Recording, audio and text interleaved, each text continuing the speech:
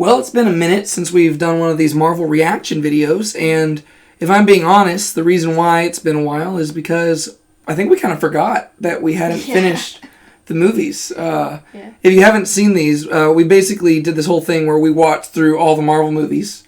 We started off with Endgame, actually, because I'd seen all the Marvel movies, Brienne had not, and so I thought it would be cruel to show her Avengers Endgame first, just to get her hot take reactions. And so basically after that, we did this whole long road to Endgame thing where we watched all the Marvel movies, I think except for The Incredible Hulk and Thor the Dark World. Yes. So we watched all of them.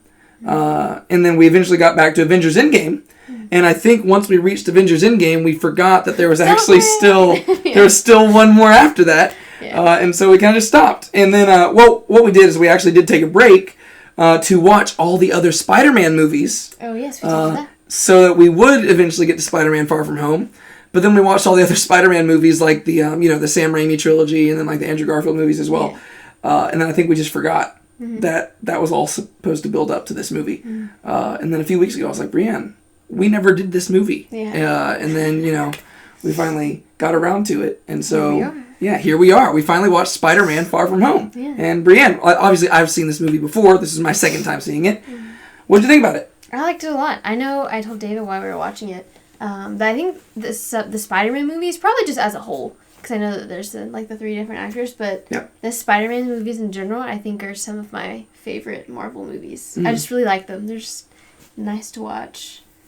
I like them a lot. Yeah. And this one, I agree, was also good. So, yeah, I think it helps. I think it's really nice. There's something about Spider-Man being very relatable, I think, to everybody. Mainly because he is a younger kid. But I don't think that makes him unrelatable to adults. No. I think just because he's younger, you see him struggling more with being a superhero because he has these other obligations. Whereas with the other heroes, it's kind of like they just end up going full-time superhero, and you don't get to see the struggle with their personal lives. And so... But also, he's not like a super rich guy or like a... Yeah, he's just friendly neighborhood. A god, like Thor or something like that. He's just like a normal person. That's probably what everyone can relate to. Yeah. He's not some way off alien or something. Yeah, he's not and he's not even like Iron Man who designed his own stuff. Yeah. He's just a kid who got bitten by a radioactive spider and had these powers and therefore felt he had the responsibility to help people. He didn't ask for the superhero life. The superhero life asked for him. Oh my gosh. Yeah, that's pretty much it. So, I don't know. It's been so long since you've seen the other ones. Yeah. But let's just talk about this movie versus its prequel. Well, not prequel, like the first movie in the series, Spider-Man Homecoming. Yeah. Between these two, which one do you think you like more? Spider-Man Homecoming or... And if you need a little refresh on what happened with that one, that was the one where, it revolved around a homecoming dance. Yeah. Where it was building up to where, he ends up going on the date with basically the enemy's daughter, and it's the Vulture, and that's the one where Iron Man is basically a father figure to him. Yeah. In that one, which one do you like better? I think probably Homecoming. Yeah. I think partly because I'm usually someone that just always likes the classic, the first one. It might be that, but then I also talked about a lot how I like Spider-Man and Iron Man's relationship, and you see that in there. And then that's the one with the dad, whenever he interviews him in the car. Oh, yes. With the light that shines on it. I really like that scene too. Yeah. I think that's a cool scene, which, I mean, that's not necessarily a reason why it's my favorite, but that's something that's memorable. No, that's really cool, where the red light turns green and stuff. Yeah, and it's clicking in his that's the first thing I think of whenever I hear that movie. Yeah. And then I always like the romance that are in the Spider-Man movies, even the ones that aren't the more recent ones. I just like the romance between that. So yeah. I think the first one, but this one was good too. Yeah. See, I personally I prefer this one. Really? I actually really like this one, and I was wondering if I would revisiting it because, like I said, this is only my second time seeing the movie. Whereas a lot of other Marvel movies I'd seen multiple times. But for this one, I kind of just never revisited. I don't know why. Maybe it's because I was just waiting till we rewatched it, and then we just kind of forgot about it. But I really do like this one a whole lot. I like this movie quite a bit. When it comes to all the Spider-Man movies, this might be one of my favorites. I still do think I like the Tobey Maguire ones a little bit more. But prior to watching those with you, I think I would have actually considered this one my favorite Spider-Man movie. Then I rewatched the Tobey Maguire ones. I was like, oh, wow, those are actually a lot better than I remembered. Those are actually really good Spider-Man movies. The third one, not so much, but the first two are really good. And then I think this movie would be my third favorite Spider-Man movie. But and then Homecoming maybe is behind that one. I don't know. Maybe eventually we'll do a Spider-Man ranking list. Yeah. But no, I really, really, really like this movie.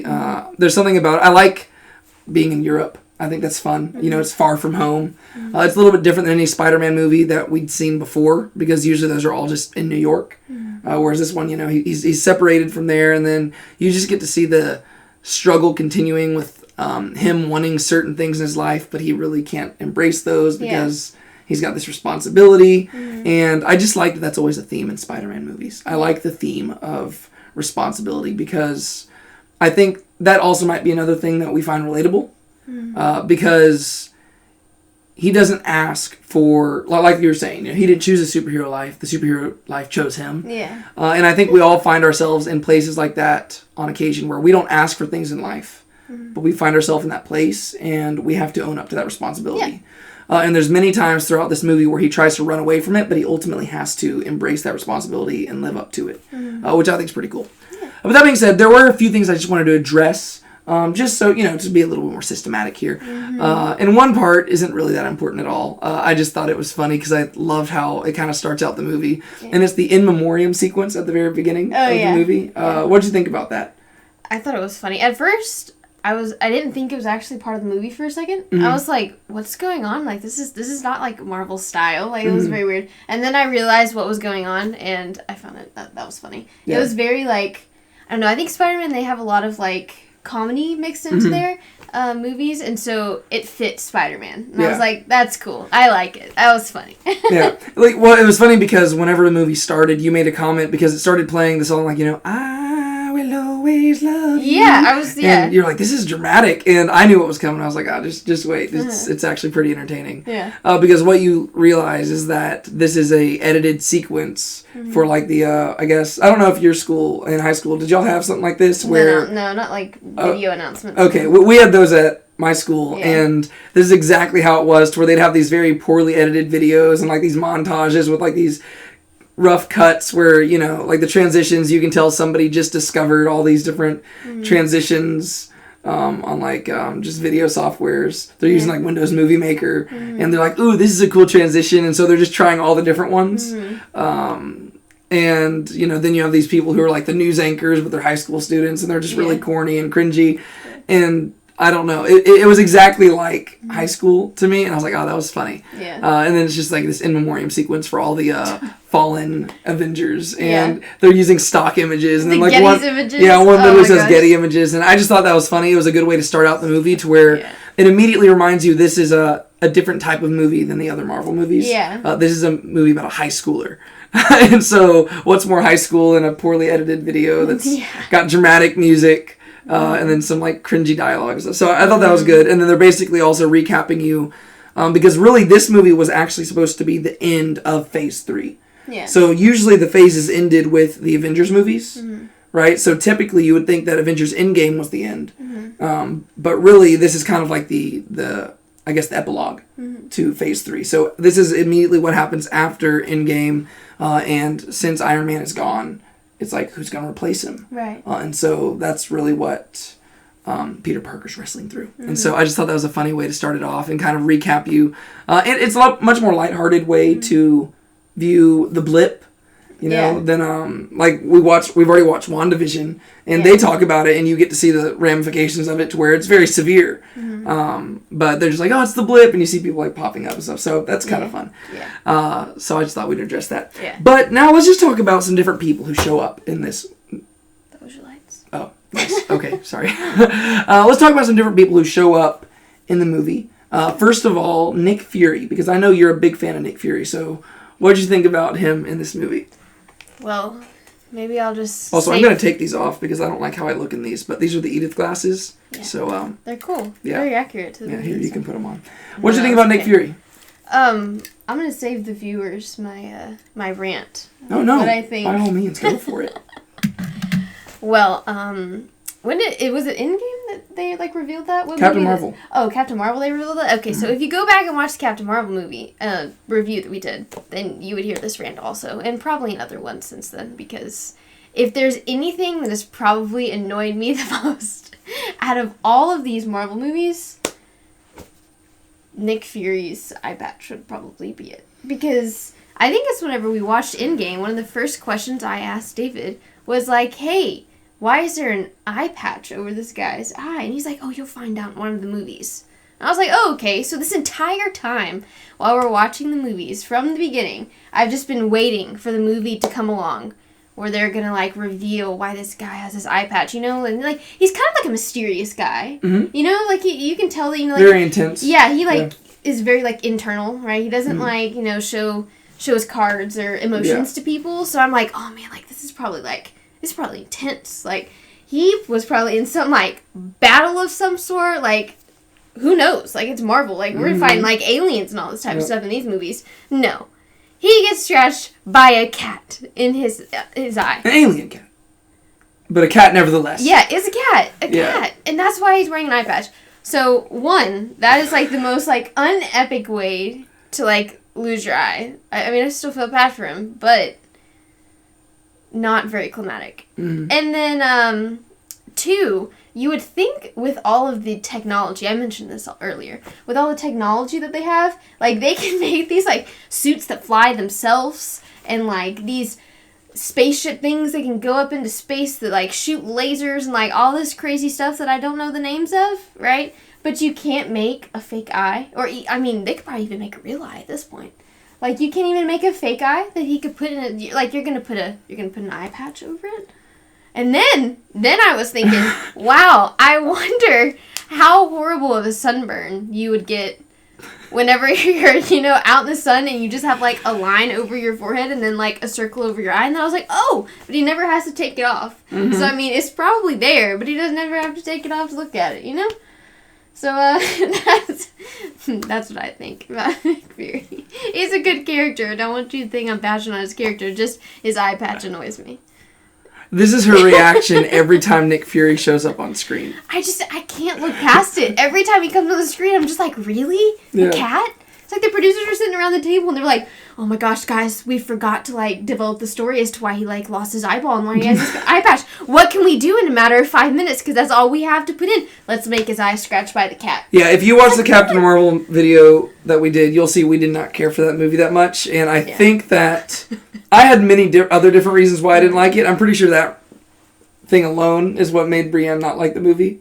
But yeah, every time Nick Fury shows up, she's got to mention it, and she probably mentioned this and complained about it at least 5 different times throughout this movie. Every time Nick Fury showed up, she's like, I just can't take this guy seriously, and I'm like, I can't take him seriously. But yeah, so this weighs intensity. Yeah, well, how about this? At the end of the movie, in the post-credit scenes, we learned that this actually wasn't Nick Fury, and so this other dude, mad at a shapeshifter. Yeah, you're mad at a shapeshifter who didn't actually get his eye scratched out. He actually has both eyes, and he was just mimicking Nick Fury. So this dude's actually kind of cool. Yeah, so I was actually just mad at him once because I saw him once at the end. Yeah. So they're there. Yeah. So I just thought we'd bring that up, but Nick Fury is in this, and he's kind of doing what Tony Stark did in the first one, and that would be probably my one complaint about these Spider-Man movies is that he's never really kind of just been on his own. Whereas in the other Spider-Man movies, like with Andrew Garfield and with Tobey Maguire, he's kind of his own thing. And I guess that's a result of these movies are Avengers movies where, you know, there's this huge developed world. And it'd be kind of weird for this kid to just be on his own, especially because he is an Avenger.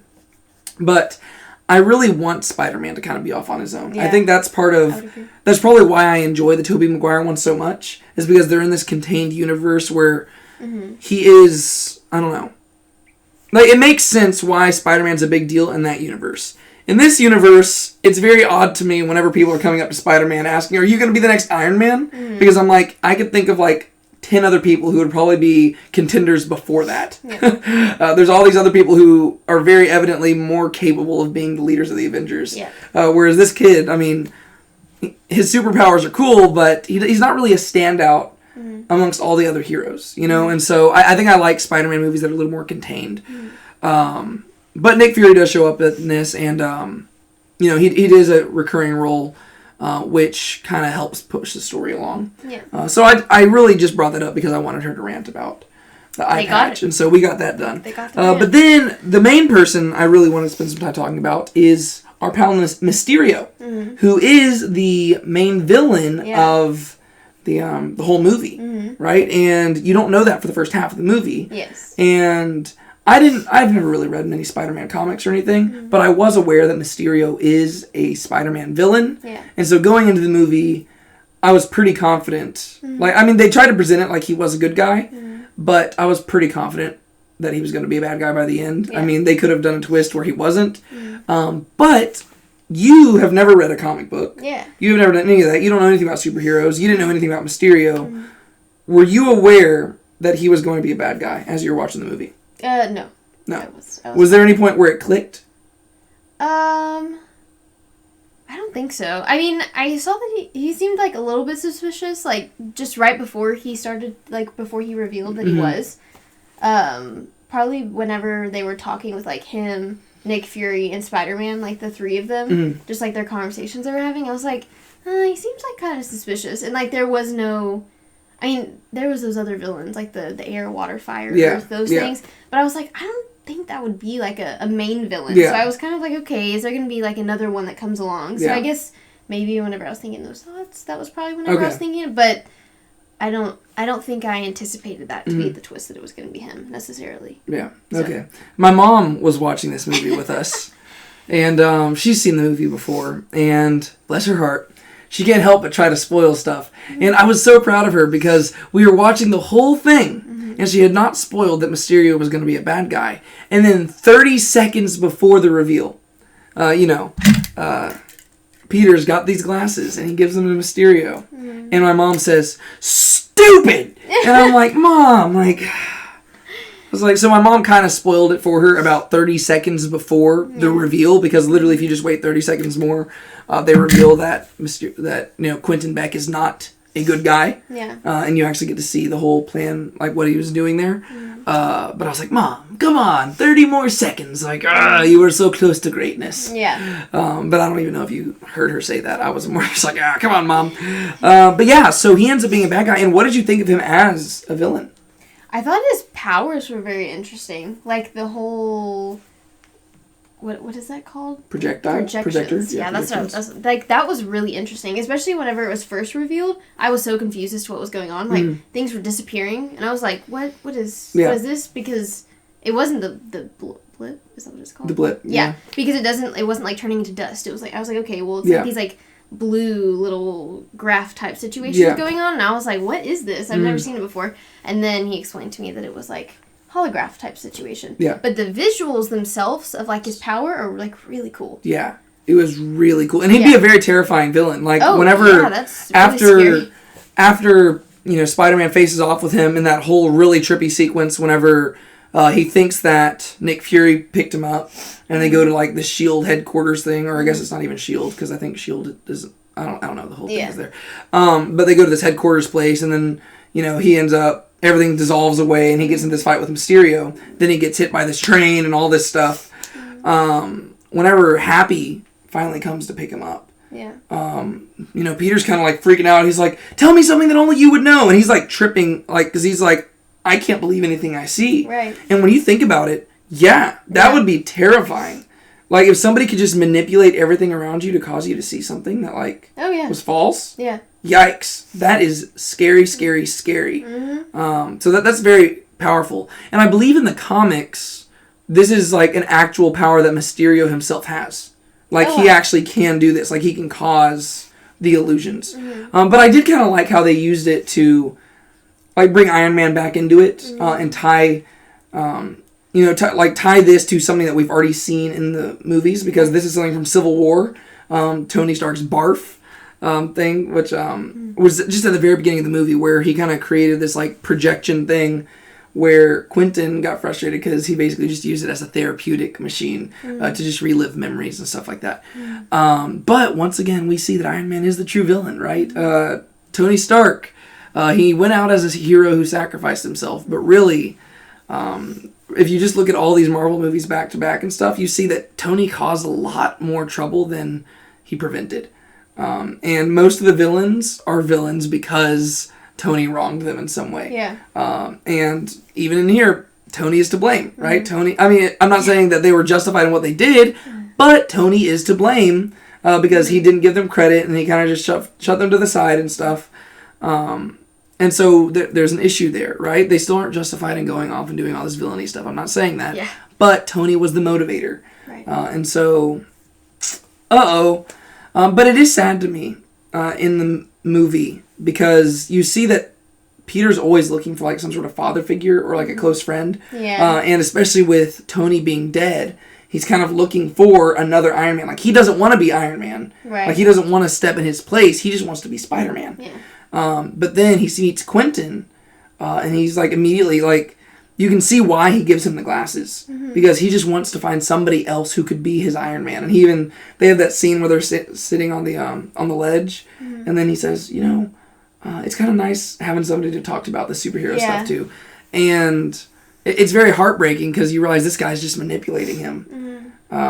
But Peter, he just wants like that father figure, because you know we haven't talked about his Uncle Ben in these movies at all. But if you've seen the other Spider-Man movies, you know the story where his Uncle Ben died and he's kind of responsible for it a little bit. And on the suitcase that he carries, it has Uncle Ben's initials. It's like B something P, JP, I don't know, Benjamin Parker, right? And so you do see that Uncle Ben was in this story at some point. We just haven't talked about him in the Marvel movies, which you really don't need to because we've seen the other Spider-Man movies. We know what happened. But Peter's always looking for this father figure. And then you have this guy who seems really cool, and then he betrays him. And you're like, oh, man. Yeah. But his powers are crazy. Like, just like the I don't know, like the illusion of all that. That would be terrifying to experience. And so I thought he was a cool villain. I thought he was really neat. And I guess he died at the end. I hope. Guess so. I kind of wish he didn't because I'd like to see him come back. Yeah. But who knows? I mean, if they want him to come back, they can make him come back. That's pretty much the case with any person. Like, I don't care if you see a dead body or not. Like, they have the ability to. There's literally like these super powerful stones that rewind time and control matter and existence and can destroy half the population. Yeah. So like anything can happen. But I did like him as a villain, and I thought he was a stronger villain than the Vulture was, both in power and just in compellingness. Right. But once again, the Vulture, he was also a bad guy because of Tony Stark. Yeah. It's like, man. The more left his mark. The more I think about these movies, like Iron Man, really, he's not that. Like, I mean, he's a hero, but he really he shouldn't be. Yeah. Like, I get why the Sokovia Accords needed to happen for him. I don't think they should have. I still take Captain America's side in the Civil War thing, but I think they should have just been like, okay, everybody else can keep being an Avenger, but like Tony, you got to stop. Like, you need to put all your stuff down. Yeah. And everybody else can keep doing as they do, but you are an issue. But then last person I want to talk about was MJ, right? Because Peter and MJ kind of have their love story going on here. What did you think about their story? Yeah, I thought it was cute. I liked.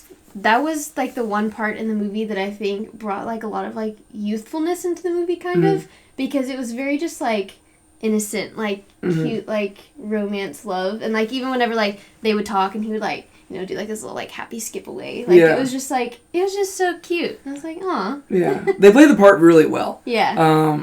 Where, I mean, I feel like they had to, the people who wrote the script or something, they had to have just, like, studied high schoolers talking to each other because it's pretty spot on for, you know, you got like your crush on this person and you're just like talking to them and it's like you want to say something but then it comes out wrong and you're like and then like you can tell y'all both want to say something to each other but then like you're like bye. Just, and they're very awkward, but they just both play it off really well, especially for actors who are obviously not high schoolers, right? They're older. And but they still play the part really well to where it's believable like these are two high schoolers. Yeah. And then even whenever they finally kiss at the end, it's very awkward. Yeah. And it's not like this very climactic like cinematic kiss. It's like a explosion in the background. Yeah. Like, I mean there is fire, like there's a car on fire and stuff. But it's not, you know, it's very high schoolish, right? Yeah. To where it's like this kid, he just saved the world, but he's not even focused on that. He's just like, oh my gosh, I just kissed the girl. Yeah. Like, he's more focused on, like, this little relationship. And it's kind of adorable. And so I just really like how they played that off. Yeah. How they pulled it off. Because in the first movie, she's more of a background character. Right. But then by the start of this one, I like that they didn't... I like that they kind of showed that there was this development in between movies that we don't really get to see. Right. Because at the end of the first one, it's just like, you know, we have no, like, there's nothing that implies that he's really that into her. But then by this one, he's just like, literally the first time we see Peter, he's talking to Ned, being like, okay, here's my plan. And he's like got this whole thing. And so it makes it like, okay, things have happened in between these two movies. And he really likes this girl. Yeah. And so I really enjoyed the little plot there, and I think that's one of the things that I really like about Spider-Man movies as well, is that there's always some sort of romance. Yeah, and I agree. I'm a sucker for romance, and I like that stuff. Even though, biblically speaking, I typically don't agree with any of it, just because I think that it's fueled far more by nothing more than emotions, whereas I think that romance should be probably a little bit more than that. Yeah. But that being said, that's just me being hypercritical. Yeah. I'm still a sucker for romance, and I still watch those Hallmark movies even if I don't agree with them. Yeah. But yeah, so I really liked how they pulled that off. And is there anything else in particular, before we're going to talk about the post-credit scenes, like the mid and post-credit scenes, but is there anything else in particular you wanted to address about the movie as a whole? I really liked, his name's Happy, right? Happy. Yes. Yeah, I really like his character a lot. And I hope how you were talking about earlier, how Peter's constantly looking kind of like for a father figure. I'm kind of hoping that like in the next movie that comes out, that he kind of steps into that spot, because he does like his aunt. So like that kind of helps. And so the one scene, like whenever he comes and picks him up in the tulip field, and the kind of interaction that they have between each other, that was kind of sweet. And so I'm hoping that like he'll be able to step in and Peter will put his trust in him. Because I really like his character. He's just like a likable person. I was trying to figure out why I like him so much. Because he's happy. Yeah, like it really is. So no, he's a really cool character, and I think that they play the part off really well to where, honestly, I didn't know, whenever I first saw the movie, I didn't know if I would like the whole thing between him and Aunt May. Yeah. I was like, I didn't really like that they were going there, but then by the end of the movie, I was like, it was a gag that worked. I don't know, to where Aunt May's like, oh no, it was just a fling, and he's like, that might grow into something like it's just like a wait, Happy. Don't push it off the table. But no, I thought he was a really good addition there. And so it was cool because even though Iron Man was gone, his presence wasn't gone, because you have Nick Fury, who's like the authority figure, but then Happy, who's also kind of the playfulness of Tony Stark, and also like the best friend. And so Iron Man's presence is still felt a whole lot in this movie, which is really cool. And that's how, once again, this is like the epilogue to Endgame. This is really wrapping up Phase 3. But now let's go to the mid-credits and post-credit scenes. Really, I want to spend more time on the mid-credit scene, because that's my favorite one. So let's actually start with the post-credit scene, just to get that out of the way.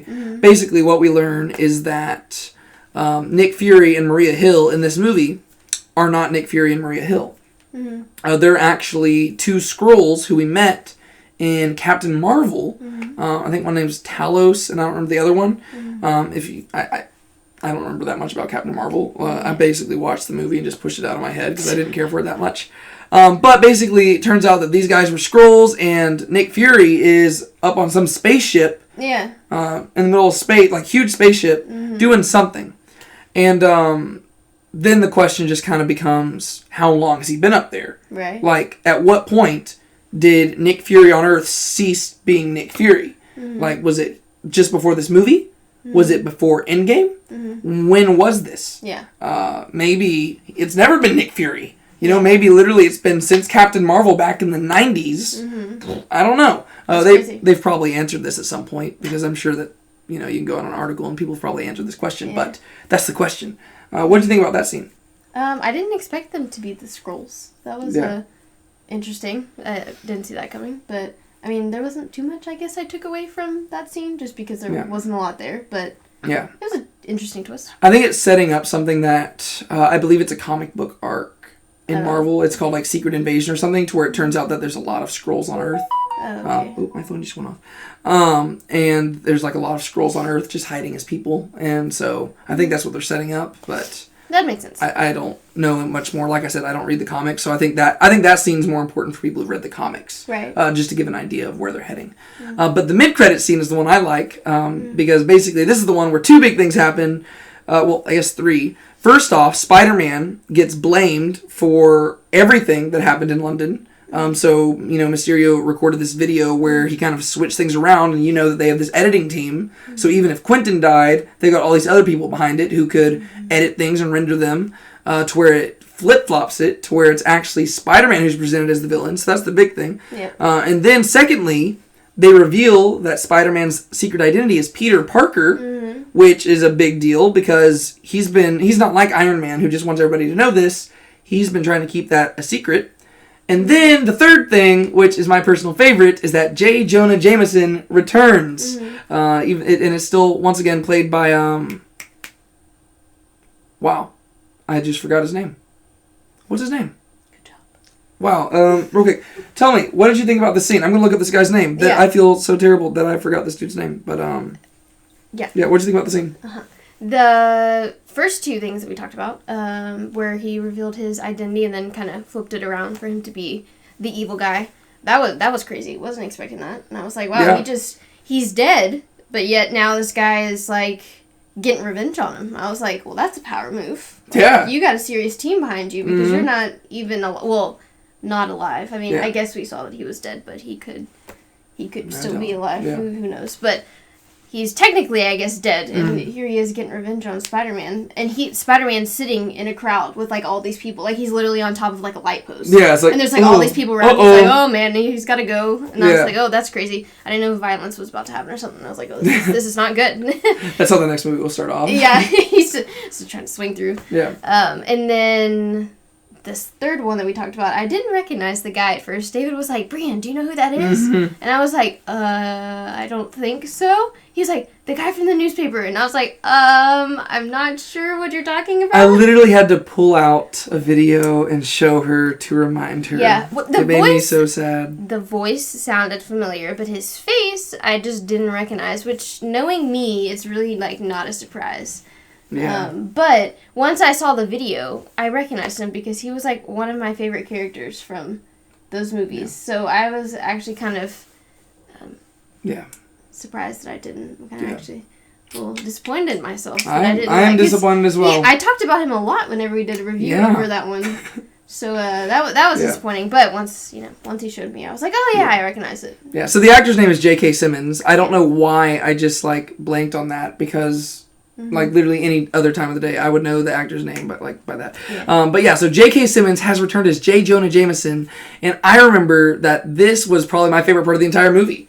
Literally, the mid-credit scene, normally I don't care about them that much, but this one I was like, oh, yes! He's back! And the reason they brought him back is because you cannot get a better person to play J. Jonah Jameson than J.K. Simmons.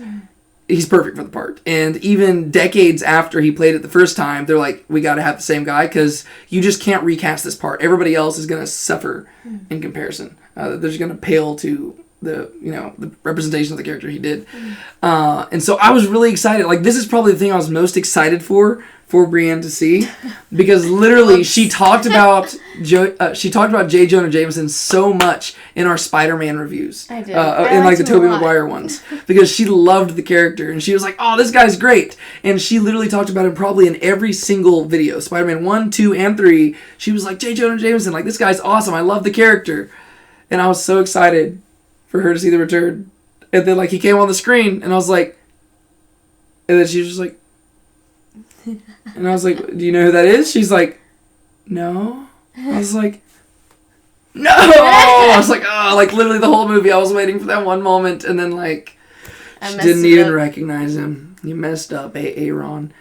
No, but that's a quote for video. I'll show it to you later. Okay. But, God, yeah, and I was like, man, you missed it. But yeah, so J. Jonah Jameson's back. I'm super excited about that. I don't know if that's probably just going to be an Easter egg. I don't know if he'll be back in the third movie.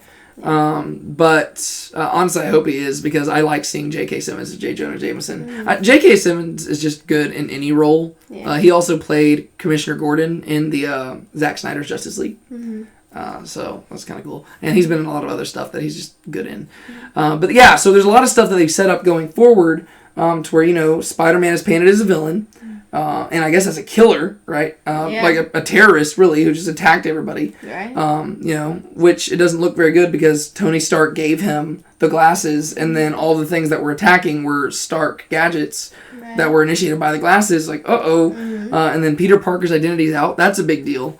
And so... He has a lot to deal with in the next movie. There's going to be a lot of action. Yeah, and then the next movie's called No Way Home. Yeah. Right? And so now you get it. It's like, he's basically... There's a lot that's keeping him apart from going back to being a normal kid. Yeah. Right? And so I'm excited for that. I think that comes out, like, at the end of this year, I believe. Yeah. So I'm excited for that. Yeah. But that being said, before we wrap up real quick, lately in my videos, I've been trying to give little theological analyses of the movies that we do because I just enjoy doing that. And I think that basically any movie you go to, there's going to be something that kind of points back to the truth of the gospel. Just because I think that not only is the gospel a true story, but it happens to be the best story in the world. And so it just makes sense that other good stories would have little things that might reflect the gospel truth. Yeah. And so I find it a challenge for myself whenever I watch movies to see if I can find something that might point back to God a little bit, even if it's not a Christian movie. And so for this movie, my whole thing was the concept of deception. Because Mysterio has this ability, like we said, very terrifying ability to make people see things that simply aren't true. And at the very end, he was, whenever Peter's asking him, like, why did you do these things? He says, nowadays they'll believe anything or everything. And he's saying that people are gullible and they'll just believe anything you tell them. And to me, this is literally the root of the human problem, right? Deception is at the key. Like, that's the reason why we sin, is because we have been deceived. If you go back to Genesis, with the story of Adam and Eve and the serpent, they are deceived, and that is what causes them to sin, right? It's that they were deceived by somebody else, or they deceived themselves. Deception lies at the root of all sin. And that's why Jesus can come along and say that the truth will set you free. Because you need to figure out what's true and place your faith in the truth. And whenever you do that, at last you'll be free from the slavery that comes from deception. And that's kind of what Peter Tingle does, right? Because he has to set aside everything and he has to focus on what's truly there. And he's having to activate his sixth sense. And he has to kind of live by faith, right? And he's having to not trust what he sees, but what he knows to be true. Right. And so that's why the whole thing at the very end is that there's all these illusions around him that Mysterio is activating. But instead, he has to close his eyes. He's like, Peter Tingle, Peter Tingle. Yeah. And he's not living by what he sees, by what he knows to be true. And so he's deflecting all these things. And then even at the very end, Mysterio's acting like he's about to die. And then he realizes that, like, Peter knows that really he's standing to his side with a gun to his head. And he's about to try to kill him. And Peter's able to grab it. And he's saying, you're not going to be able to fool me any longer. And that should be the Christian's response to basically the devil, to demons, like to all the rulers of the power of the air, as the Bible would call them. We've got to realize that there are deceptive forces out there that are trying to guide us into sin. And we ourselves, being sinful creatures, we like to sin. And so we deceive ourselves. But as Christians, we have to do what Peter did. And we have to, grab onto the gun and realize that these deceptive forces are trying to kill us. And we've got to say, you will deceive me no longer. And so that was my little theological reflection there. For a second, like, after the movie ended, I was like, man, what am I going to do? And then it just, like, clicked. I was like, wow, that's actually pretty straightforward. It's the idea that people will believe everything. And we like to be deceived sometimes, We like to see certain things the way that we want to see them. And so it's very easy for us to fall into that deception. But we have to not live by sight. We live by faith, not by sight. Yes. Right? That's what the Bible says. And so that'd be my little theological reflection. But that being said, we've talked long enough. I've talked long enough. Do you have anything else you want to say about this movie? I don't think so. All right. I think we talked about it all. Yeah, cool. Well, at long last, we have officially finished the MCU. And so there you go. If you watched this whole thing, thank you. This has been a much longer video than I think a lot of the other ones have been. But that's because the more we've made these videos, the longer they've become. You would think that they become shorter, but nope. And so going forward, just so y'all know what I've got planned, I think over the next few days I'm planning on filming my episode breakdown for episode 4 of season 2 of The Chosen. I haven't done that yet because I've been pretty busy. But I think I'm going to try to do that over the next few days. And then I think episode 5 airs on Sunday. And so I'll do my review for that and have that up on Sunday night. Maybe you can be in it with me if you're back in time. She does work on Sunday.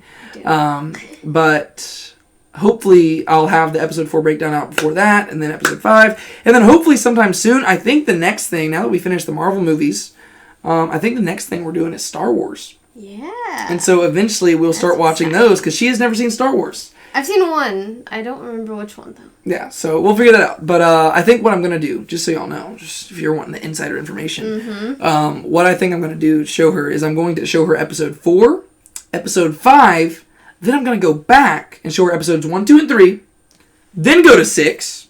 Yeah, we're kind of jumping all around. But if you've seen the movies, you'll know why I'm going to put the prequels in between 5 and 6. I know some of you purists out there will be like, no, you got to show 4, 5, 6, 1, 2, 3. I don't care. I'm doing this more. Just you're talking to the same person that made me watch Endgame first. She's my guinea pig, and so I'm just like seeing what it's like for her to experience things in a different way, right? For me, this is me living vicariously through her since I've already seen these movies. So we're going to go 4, 5, 1, 2, 3, 6, and then 7, 8, 9, and we might end up watching some of the other shows that are involved with it.